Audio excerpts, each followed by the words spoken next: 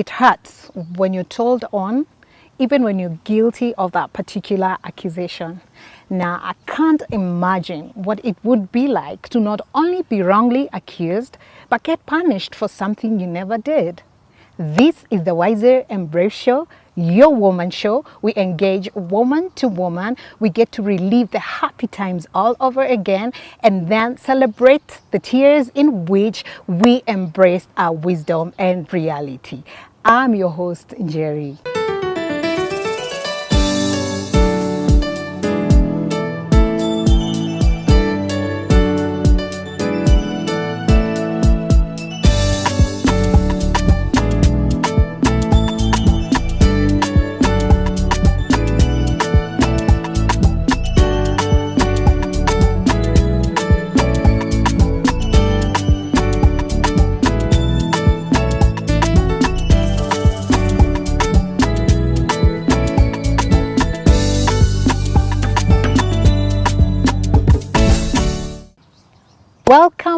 Welcome, and again I say welcome. How are you? It's so good to see you here again today. Please feel most welcome, and just a quick reminder, if you haven't subscribed, kindly do that now as I get to unveil our guest for today. And before I get to introduce the guest, well, Jicho TV has a special surprise for you, but I'll be telling you that at the end of the show, so be sure to stay tuned until the very end. Welcome to the show, Teresa. Thank you very much, Jerry. I'm so pleased to be here with you. Okay. I'm looking forward to some great conversations. All right. Yeah. So who is Teresa? Yeah. So Teresa, I'm a family lady. Okay. I am a mother to two amazing children. Okay. Oma Jicho Njoroge, she's now 10. Okay. And my son, Uhuru Njoroge, who's almost turning 8. Okay. Yes, freedom. All right. All right. Congratulations, by the way. Thank you. Yeah. So thank you. I know there are some who have seen you before. They know your story. There are some who are getting to meet you for the first time. Yeah. So why don't you tell us who Teresa is up until this point? Yeah. Yes. Yeah. Okay. So in addition to wearing that amazing hat of being a mother, yeah. Which is one of the biggest and the greatest grace and gift. Okay. I'm also a daughter. I'm a sister. And recently, a couple of years back, I also started a social enterprise called Clean Start. Clean Start. Yeah, and I set up that social enterprise after my own personal experience. Okay. But I'm the CEO currently at this organization. All right. And I enjoy every single day working with a powerful team of women, empowering other women as well. Wow. Yes. Thank you so much. Yeah. A while back, I think Bill Gates said that those who lead in the future are those who empower others. So I can freely call you a leader. Well, I am blessed and graced to have that mantle. Okay. It's a beautiful place to serve. Yes. To serve while leading others. Okay. It's beautiful. All right. Yeah. So why Clean Start? What inspired that? Yeah. Yeah. So Clean Start was inspired by my own personal experience. Yes. Through the criminal justice system journey. Prior to that, I worked within the financial sector. Okay. And from a personal level, that's what I wanted to do. Okay. From my own... Terry. growing up, that's what I always wanted to do. Yeah. However, while working within the financial sector, I happened to handle a fraudulent transaction unknowingly. And when I handled that fraudulent transaction, it ended up being turned around to be used negatively because I was maliciously prosecuted, charged, arrested. Oh, no. And it's through that really traumatic and tough experience of going through the criminal justice system. So I'd be in courts, I'd be in remand, and at that time is when I was just beginning to be, you know, to take care of my daughter, because I was just blessed with my firstborn daughter at that time, Oma. And then eventually that journey led to being imprisoned for a whole year with her. And she was only 3 months old when I got sentenced. Oh, no. And knowing too very well that this was a crime I hadn't committed. But also that betrayal, because the arresting officer had said to me, if I was not ready to part with cash to pay as a bribe, then things wouldn't turn out well for me. And he knew very well that I had not stolen the money, that I hadn't conspired. And he knew very well that the charges that were, you know, I was up against, I hadn't committed them. He knew that, and he said that to me. But he said the only way to solve it was to give him some bribe and to bribe along the way. And if I didn't do that, then I'd end up, you know, in jail.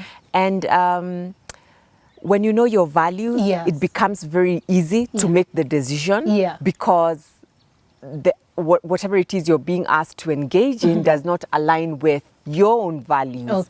And I couldn't go against my values. I couldn't bribe. I knew very well I hadn't done it, and I was going to stand with the truth.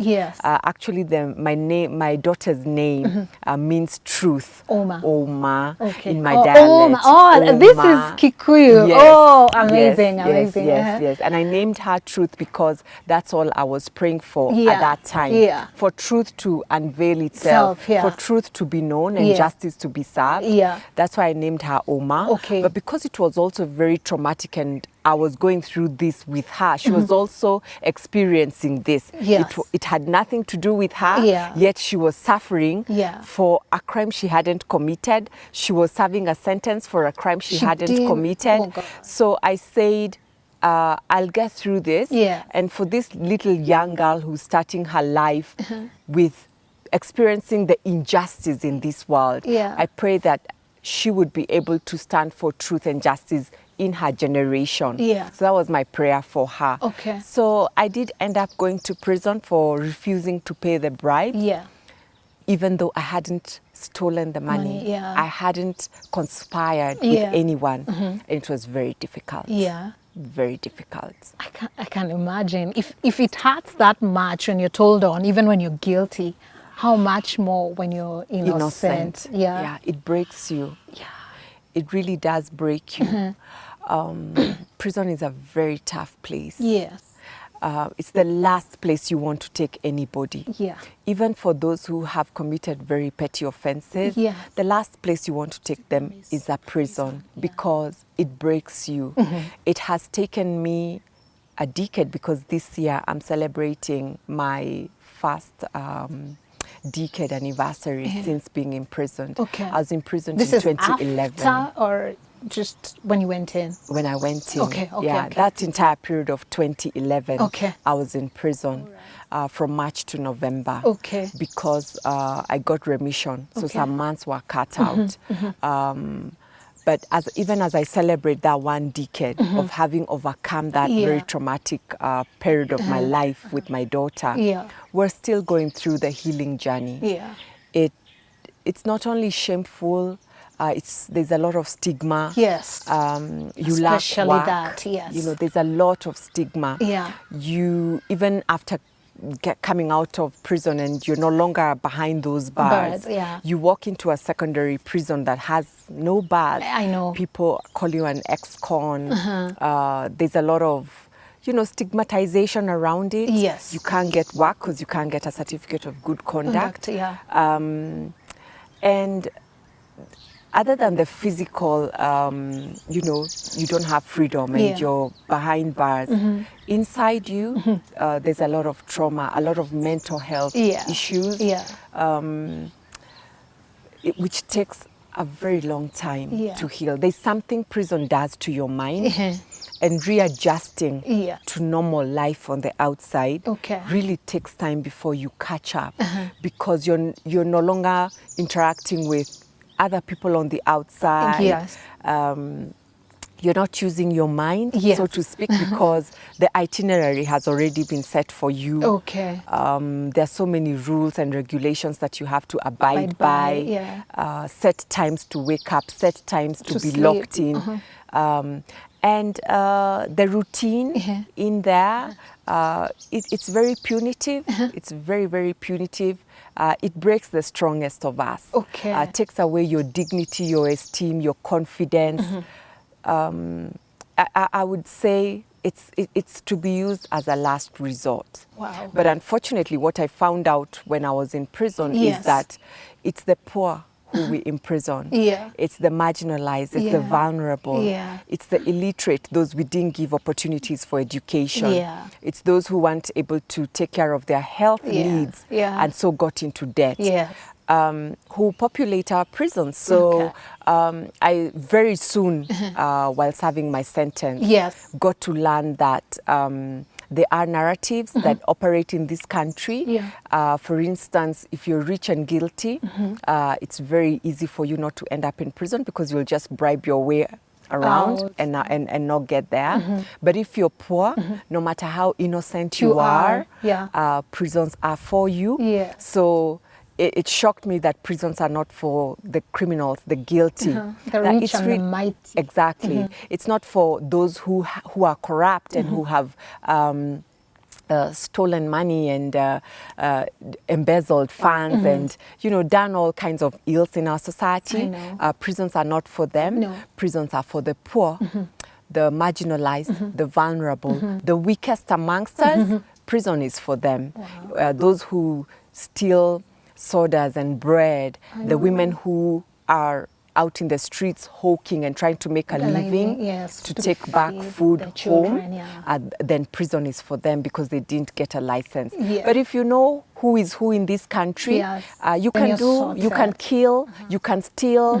There's nothing you can do. Your money will speak for you. The law is not equal for all. That's the reality. That's unfortunately.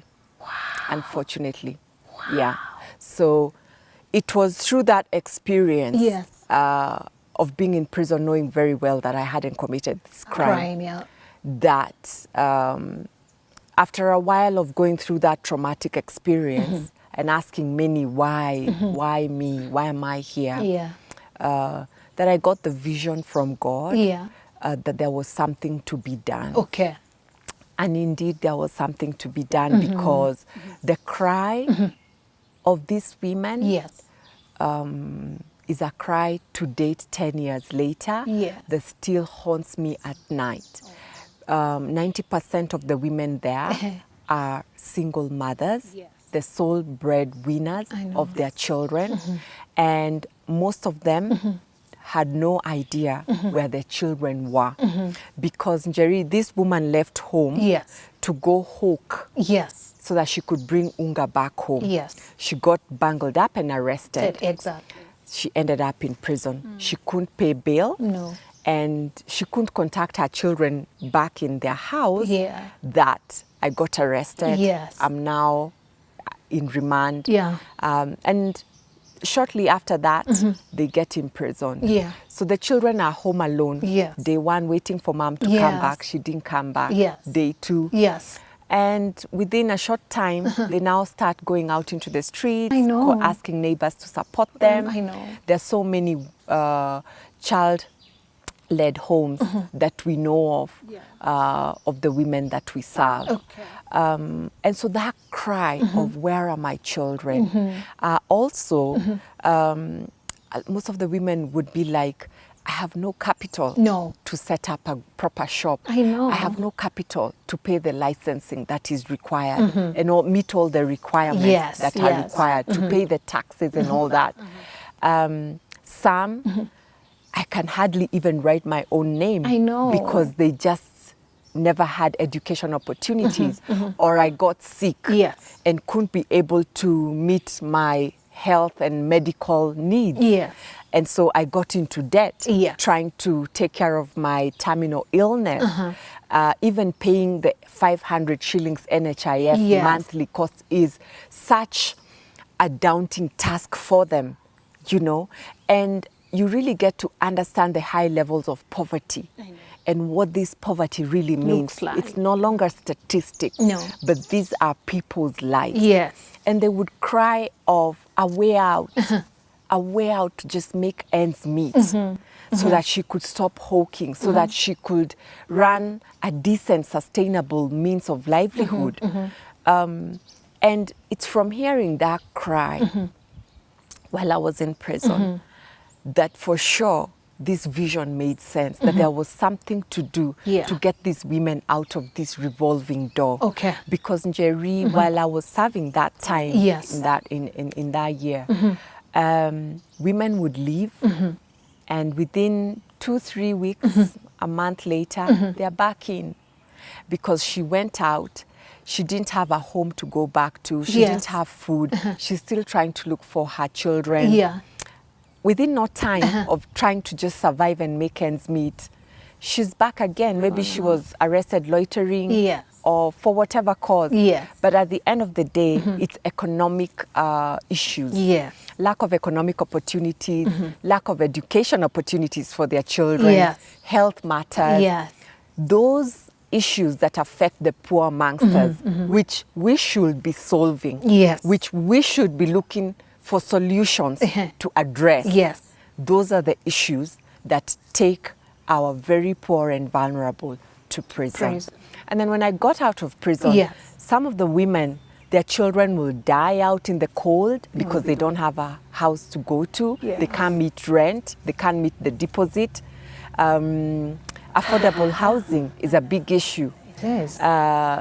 It would be those cries, that cry, that ongoing cry that pushed me to a point where I said, you know what, I'm not going to turn my back and I'm not going to keep complaining that I was imprisoned wrongfully. There's something to do here. And so I set up Clean Start. And post setting up Clean Start, it's been such a beautiful journey.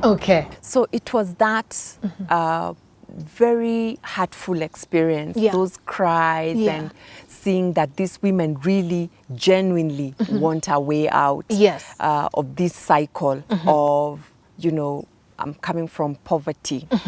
From poverty, I'm committing petty survival crimes. From petty survival crimes, I get arrested.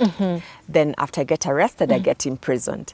From prison, I come back to my poverty situation. And that cycle keeps going on. So at Clean Start, we say there will be another cycle. So what we do is we go into the prisons, we set up circles of healing where these women come together. Right in the prison. Yes. So about 12 to 15 women make up a circle. And in this circle of healing, we address the issues, the traumatic issues they've been through. Unfortunately, 65% of the women who are in prisons have been through gender, sexual-based violence. Either they're in there because of that, trying to prevent themselves. You know, Njeri, it's very hurtful to see that it's the victim who is in here suffering because she tried to protect herself or protect her children. It's from really, an abuser, really, exactly. We should be healing them. Also discuss the economic opportunities that they could engage in. Try and help them come into that realization and awakening of what's the best thing I can do? What am I good at? What are my talents? Also try and link them up with family. Who are your neighbors? Who's your chief, your local administration? Who can support you? Also link them up with a mentor. And then from that circle of healing on the inside, upon release, she will then join a circle of healing on the outside. So other sisters, myself, other women who have been through this process will help her adjust to the life on the outside. Yes. And then from the circle of healing, she joins what we call the tables of support. Okay. Once she's ready, table of support is where we inject capital for them to be able to run their income generating activities so that she doesn't go back to brewing alcohol or hawking or, you know, to be able to get decent, sustainable means of livelihood. And then from there, they join the coalition of formerly imprisoned women. So we have formed the coalition. This is where we have all women in Kenya who have been through the criminal justice system come together as sisters and empower one another. Wow, that's a beautiful thing you're doing. Thanks. So right about now, we get to take our break, after which we'll be back with more of Teresa's story. So don't you go far, because we'll be back just like that.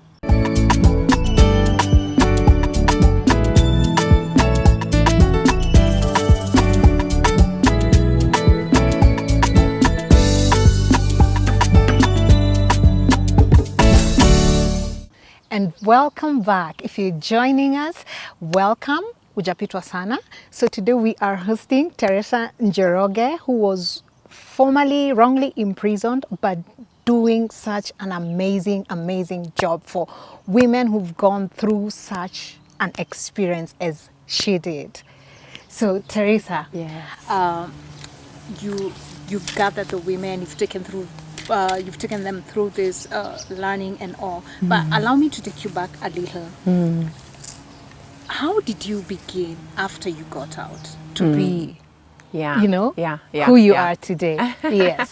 It's good that you ask that. Yes. Because it's been such a journey. Yes. I think who you're meeting today is a product of a lot of dedicated and concerted effort to rebuild myself. And not just rebuild myself, but also rebuild the lives of the other women whom we served time with, but also those who we have met along the way as we continue with this work.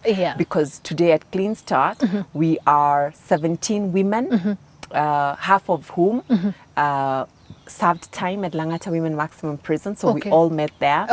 And along the journey, it's really been difficult. Really been difficult.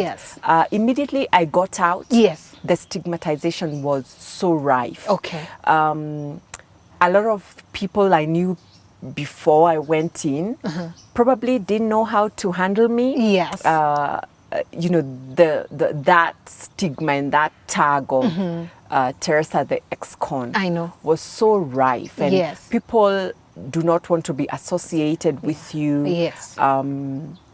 They're keeping a distance, and just moving from one place to another was difficult because I hadn't worked for about 3 or 4 years at that time, from the time the arrest happened, and I got terminated from the bank where I worked immediately, to the time my sentence was coming to an end, was about 4 years of no work. So you've depleted all your savings. You have absolutely nothing. You were not working in prison. You're actually in need of support at that point. Because you're a mom. You know, you're a mom, no work. So whether it's food, your existence, you're a dependent. So you're a dependent, your child is a dependent, and people have to really support you. Unfortunately, at that point, when someone is in so much need of support, is when people just disperse away. They want nothing to do with you. No one is understanding or even encouraging you. There were very few people who genuinely stood with me at that point. Very few. And my family did an amazing job. My dad, my mom, my siblings, and a couple of friends who genuinely stood with me at that point to see to it that, Teresa, we're going to support you. And that was just the social capital that I had. Very little. And now the experience that I had gone through. So at that point, I'm wondering, will I really make it in life? So a lot of depression. Yes. I'd get into depression a lot. Okay. Just remembering my previous life. Yes. What I have been through. Yeah. And where I'm at. Yes. And the future looking so dark. Okay. So it was a lot of self-talk, of trying to encourage myself. Okay. Because you don't have people cheering you on and telling you will make it. It's just a few. Yeah. So it was a lot of work trying to encourage myself for the sake of my daughter. Yes. But once, twice, thrice, I'd get suicidal and just think to myself, I think the best thing would be to kill myself and kill my daughter. And we just get out of this world. I know. Because it's so difficult trying to piece things together. And at that time, I'm still trying to push my appeal case so that I can be vindicated. Yes. Because I believed if I get vindicated, it will give me some more chances of trying to rebuild my life. So still going to court and you're still going through that whole mess of the prosecuting side, trying to prove that you are not innocent, even after going through all this entire really grueling process. But eventually I got vindicated. Wow. And at that point is when I actually got blessed with my second born son, Uhuru. I named him Uhuru because I got blessed with him just when I got the freedom that I had longed for since. I know. So when I got blessed with this boy, I was like, you know what? I'm naming you Uhuru, and for your generation, stand for freedom, especially to the vulnerable, but genuine freedom, you know, for those who are really seeking freedom in this world. And those are my two children, Truth and Freedom. And so from that point on, I started really counting my blessings more. Because the women that I served time with, getting that vindication for them would never happen. Why? They can't afford legal representation. They would never get a lot of the luxuries I counted at that time. And that was a supporting family and a few friends who genuinely would support me. And so I said, I'm so much better placed than hundreds of these women. And at the time I was serving my sentence, we were about 700 women. We would range between 700 to 1,000 at Langata Women Maximum Prison. And also some who would just never come out. I know of women who were in the condemned section waiting to be executed or killed if that was to come back. And they were innocent. And so I thought to myself, you know what? I got a day to live and I'm out. You start, your perspective in life really changes. You start counting blessings more. And another thing I learned at that point, because I had no money, I started learning there are other currencies other than cash. For instance, faith is a currency. Having faith, that's a currency. And I have seen that currency really work because I started Clean Start with no cash, just goodwill from the few women who I had served time with, support from my family, and that faith that this vision that I have to empower women who have come out of prison will work. And that faith has carried us to where we are today. I also learned confidence is another currency. You've got to have that confidence in yourself that, you know what, I believe in myself. And also knowing that the greatest investment that you will ever make in this world is in you. It's not in material things. Because when I got imprisoned, I lost all the material things that I had ever worked so accumulated hard to get while I was in the financial sector. It all went. I had nothing by the time I was coming out of prison. So I came to learn at that point because what had taken me through that period was what I had inside of me, my mindset, my willpower, and the confidence that I would still turn around. So I got to value things from a different dimension and not really material stuff. It really changed my perspective. So every single day it's encouraging the women, empowering these women, and also finding mentors, people who would hold my hand, but also hold my friends' hands, and trying to talk and create that awareness, yes, especially to faith-based organizations, because it was very easy to go to a church, share our story, and find supporters quickly who would support us with the immediate needs we had. All right. So from that point, and I wouldn't say it was easy. It was connecting. You know, we started with our meetings at Uhuru Park. That's where we started having our meetings. To the point where now we have our own office Congratulations. along Mombasa Road. To the point where now we are trying to set up a safe center. So we're trying to come up with a Clean Start Center. We're just in the midst of setting up the place near Ruai, Kamulu area, the first center, where we can say to the women, you know, on your day of release, come. We have a home for you where you can spend a month or two as you try to retrace your steps and know exactly where you're headed to. It's been such a journey of adding one to the next, one to the next. And you see growth, you see transformation. But you can't give up. You've got to be very resilient in life. No matter how hard you're knocked down, there's always something working for you.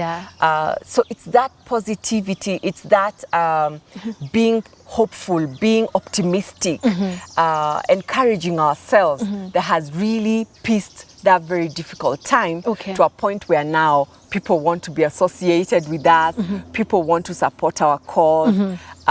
There's work that you have got to do. There's a lot of work that you have got to do. Believe in yourself.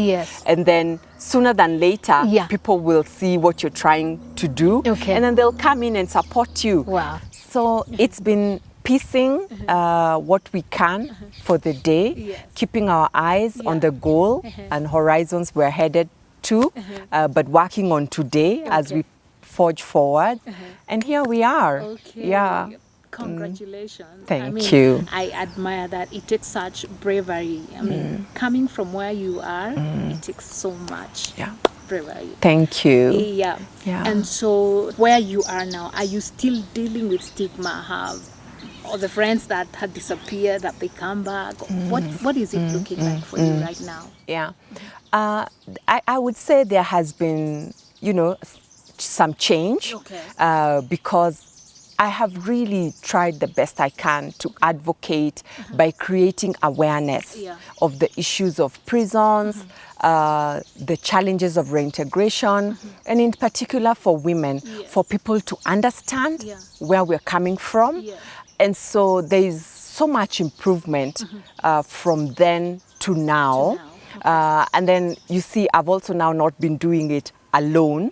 The team at Clean Start of other women who have been through the same are also speaking up, speaking about their own stories. And then also people are seeing this transformation for these women who are in and who are out. I would say that that experience of being so stigmatized offered that opportunity to create awareness to the community and to the society, for them to know how not to stigmatize women who are coming out of prisons. However, it's still there. I still experience that stigma, believe it or not. Once off, you know, I'll be at my parents' home and I'll hear a woman say, "Here is the bank thief." Oh, no. Yeah, up to date. You know, you'll hear those talks here and there. But you know what? You keep forging forward. You keep forging forward. You forgive and say they really don't understand. They don't know. And you keep getting to understand the depth to which you need to advocate. Because I can stand strong. I believe in myself. I know who I am. It doesn't matter what you say about me. I know myself better. And my work also speaks for itself. Plus also, every one of us is in this world for a set particular assignment. For me, I'm grateful. I am fulfilling my assignment, and so I can't look to the left or to the right. I'm very focused. The days in this world are numbered, and I must be able to do that which I have been assigned to do, which is to empower the women who are coming out of the criminal justice system. So that really doesn't bother me. It only empowers me and makes me aware of how much more work we need to do. Because I have a former friend whom we served time with, who went back to their home in Meru and couldn't handle the stigma. So she scorched herself and her child, and they burnt themselves and died. And this colleague, she served a 5-year sentence, but she couldn't complete a year on the outside because of the stigma. She couldn't survive. So she committed suicide by scorching herself and her son. And that just says to me, why are we not empathetic? You know, when we see people, even people suffering from terminal illnesses like cancer, will talk about their hair after going through chemo and the hair is falling down, or how skinny they've become, you know, stigmatizing people as if, you know, we're human beings, we're not God.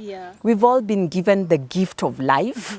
You can't start judging someone else so painfully and torturing them and, you know, taking them through such trauma when they need your support, when they need you to be empathetic.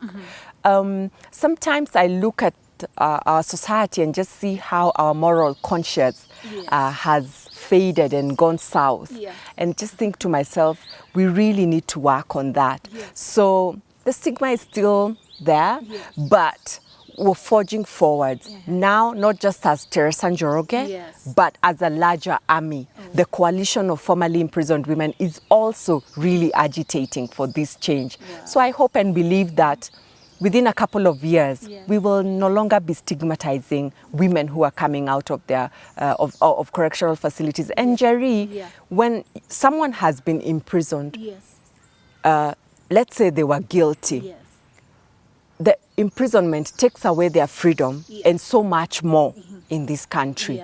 They've paid their debt. So once they've come out, why continue?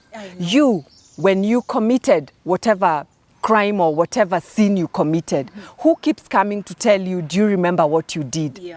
You are the worst person in this world because you did X, Y, Z. You know, you wipe yourself and move forward and don't even want people to remember. So why do you keep reminding someone who has paid their debt? They're even much better off than you who has never paid for what you did. If you've not even you know, said sorry for what you've done. So it's good to check ourselves. So true. So very true. I needed to ask this earlier, but let me just ask about it now. You are in prison with your child. How is child care? Like, you see, she's 3 months. She'll get to some point. She needs to win. Who takes care of all these things that a baby needs? So our prisons, let me just say that even in general, the correctional system, you know, came from the colonial times, and that's the kind of system we still have. And it really, there hasn't been so much reforms, especially as far as infrastructure is concerned. Prisons are not being built, new prisons are not being built. And the infrastructure we had was really not for women, it was for men. It's very recent that women started being imprisoned, and that number is really increasing and rising.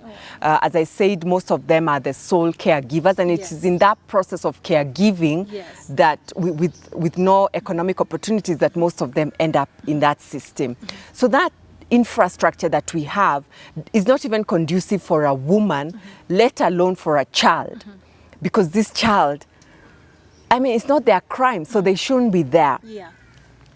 However you may argue it, because how I look at it is, if, for instance, using my case, I really had to go to prison. I was a new mother. My sentence would have been suspended until my daughter is 2-3 years old for me to leave her and then go serve this sentence. So she would not have had to come with me to prison. Another way of looking at it is issuing me a non-custodial sentence where I go to clean at the chiefs or just serve a non-custodial sentence. It's not a must I go to prison. There are so many other options other than the custodial sentence. The reason as to why they are not applied is something I really don't understand. But those are some of the advocacy asks as a coalition of family imprisoned women that we push for. It's not a must you take this woman to prison. She can serve other kinds of sentences.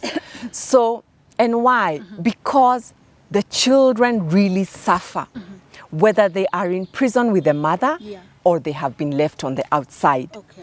On the outside, if the mom is the sole caregiver, they've been left by themselves with no caregiver. And these children really suffer. If they have accompanied the mother to prison, there's no special food for children in prison. It's still that ration that the mother gets. And we're not talking about some nutritious food here in prison. There's no luxury in prison. It's some pathetic food in some mororo that they serve you of one leaf of sukuma wiki, kales, and and some uncooked ugali. It's not like you're coming out of there so healthy. Let's face it, prison is a custodial place to deal with criminals. So you won't be getting your ration of milk and ration of fruits, and it's not there. It's well-wishers who bring the green grams and the rice and all these fruits and all these other things that the mothers once in a while get to now feed these children. When you think about just the hygiene of this child, I don't know of a woman who has come out of prison without a health condition. Maybe it's UTI, a mental illness, skin disease. We all know how our prisons are, So can you imagine how it's like for this little girl or this little boy who's 0 to 4 years growing up behind bars? And you know what just defeats this entire process? This child, this is their formative time. What we do to this child in the first 1,000 days is irreversible. I know. Yet, we are very quick to take this mother and their child to prison, or very quick to separate this mother from their child and take them to prison for something very petty.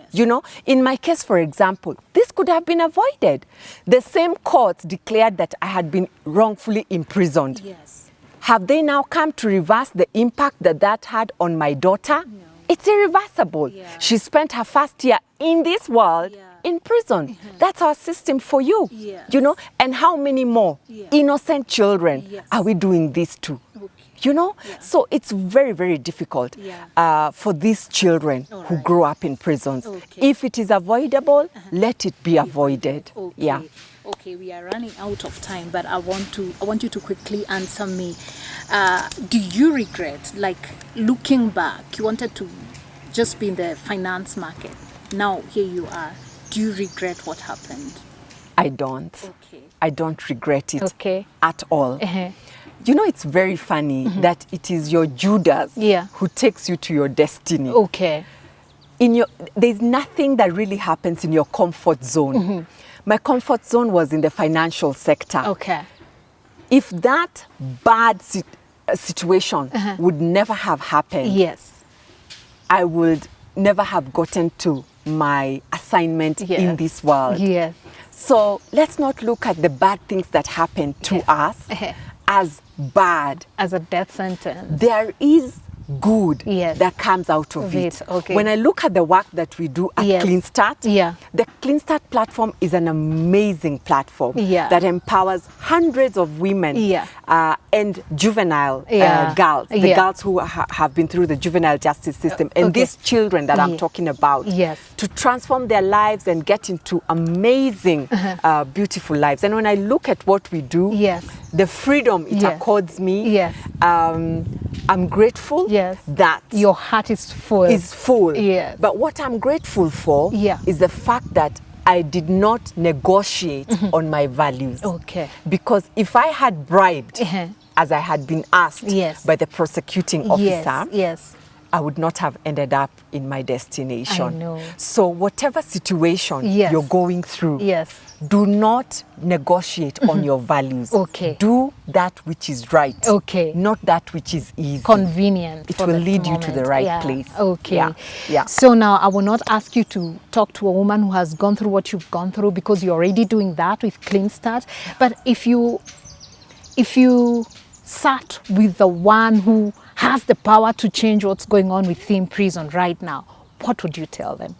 What I'd say to them is, let us not imprison women unnecessarily. Okay. The woman is the one who holds the home together. Okay. And when you take her away into prison, especially unnecessarily as we do, that home falls apart. Not just for the time that she's not there, but for a very long time because of what happens to those children. And when a woman goes to prison, her entire family goes to prison with her. Her siblings, her parents, everyone, her children, they all go to prison with her. So let us cut imprisoning every other woman. If she's not a criminal, if she's not harmful being in the society with other people, let us not imprison her. A lot of these prisons that we have in Kenya, we don't even need to have them. We can have very few prisons for those who truly deserve to be in prison. Everyone else should be outside in the community, being supported to build their lives. That's what I would say to the one who is able to change this. Wow. Thank you so much. That was such an intense moment, and I appreciate every minute of it. Now, if somebody wants to reach Teresa, where do we reach you? Kindly give us your handles. Where a woman somewhere, probably in some village somewhere, they don't know how to go on, and they would, you know, desire and fancy this support. How do they reach you? Amazing. If possible, you could email us at support@cleanstartkenya.org. All right. If not emailing us, then you could reach us through our social media handles. And all our social media handles are at Clean Start Kenya. Whether it's on Twitter, Instagram, LinkedIn, Facebook, we're Clean Start Kenya. So inbox us, send us an inbox, and we will get back to you. So far we don't have a Clean Start hotline number? Not yet. Not yet. But we have Clean Start numbers, and they are on all our social media numbers. All right. Thank you so much, Teresa. Like, I totally appreciate you coming here and to look at who you are. If beauty was a person, I'd say it's you. So congratulations with the beautiful work you're doing with the women, and we wish you all the very best from all of us. Asante. All right. Thank you very much, Njeri. All right. Sincerely appreciate it. So there you have it, guys. What a beautiful, intense moment I've had with Teresa, and I am like, wow. Yeah, there's so much you see on the news, but there's also the reality on the ground. So anyway, like, before I say my thank you, as I always like to say, remember I told you that Jicho TV has a surprise for you. And so here is the surprise. Jicho wants to say thank you a very special way to you. Running through the whole month of April, we want to support you as you have supported us. Could it be you or someone you know that has a business and would like to advertise their business? Not just advertise, but for free. Yes, for free. Jicho is going to be doing that. So please start sending in your adverts. We're going to run them for free for you for a whole month. The whole month of April, we are going to be just doing that for you, to just say thank you to you for your support, because we are because you are. Thank you so much. And yeah, so we've come to the end. Thank you so very much for your support. It makes every single difference. And from the Wiser and Brave family, it's namaste.